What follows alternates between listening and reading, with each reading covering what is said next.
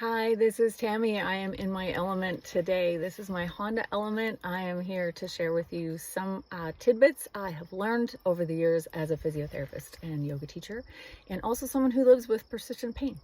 And some of these are mindset, some of them are physical strategies. So we're going to talk a little bit about some of the strategies that we can employ to help with the fatigue that comes with living with persistent pain. Now, this can work for people who don't have persistent pain as well. So this is one of the things that I do as, something to take like the edge off. And I'm assuming that your strategies are, multiple, many, so they are accumulative. So one of the things that I think about is how to reduce decision fatigue. It's sort of a concept of, we make thousands of micro decisions all the time, every day.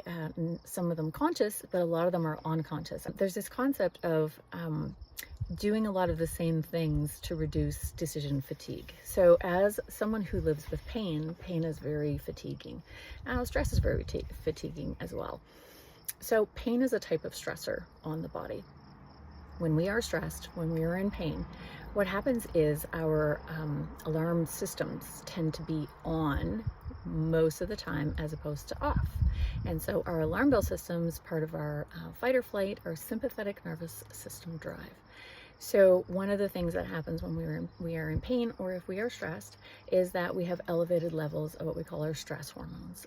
However, if you are not an emergency and you are, in pain, then the body really doesn't know the difference. And so it's going to be producing elevated levels of these stress hormones, and that can set off a bit of a spiral. That's one of the things that is fatiguing, because we are missing then all of like the feel good stuff, all of the things that, help with digestion and mental capacity and decision making and things like that. So it can feel like a bit of a slog, our digestion's slow, our brain doesn't feel like it's like sharp, things like that. So that can start to feel very tiring.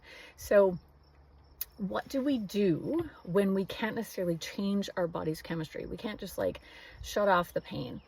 Variety's the spice of life, but there are certain things that I just do all the time. I just kind of have certain routines that work for me, and do other little things to try to reduce decision fatigue. So let me know what you think. Let me know what your strategies are.